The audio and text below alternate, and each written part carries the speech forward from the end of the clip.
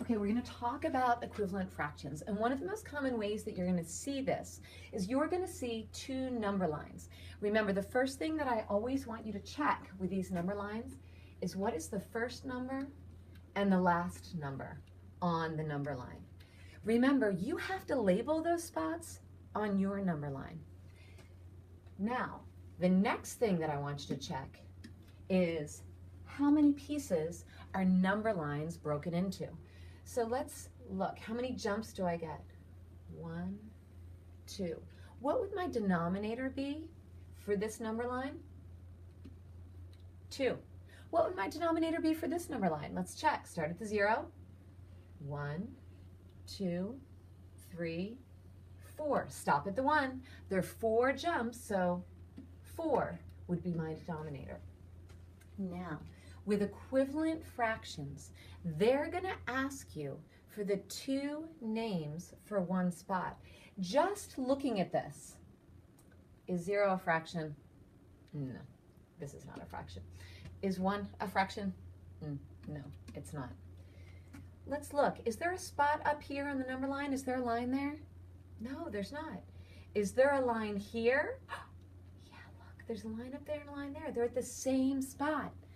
I bet they're going to be an equivalent fractions, different names for the same spot.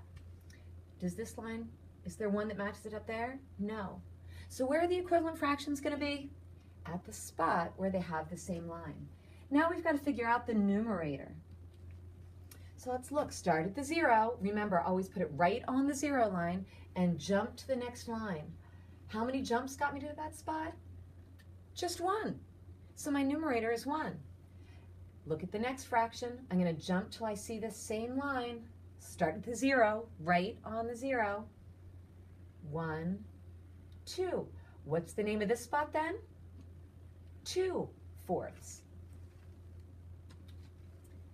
This line and this line, they are equivalent fractions. This one is called 2 fourths, and this one is called 1/2. We figured out the names by doing the jumps, but really think about this, guys. You could just look at this and figure out their equivalent. They're in the same spot on 2 different number lines. That makes them equivalent. Okay, so don't just skip over the common sense part. Does this one have an equivalent up there? No, there's no line. Does this one have an equivalent up there? No, there's no line. But this one does. Equivalent fractions.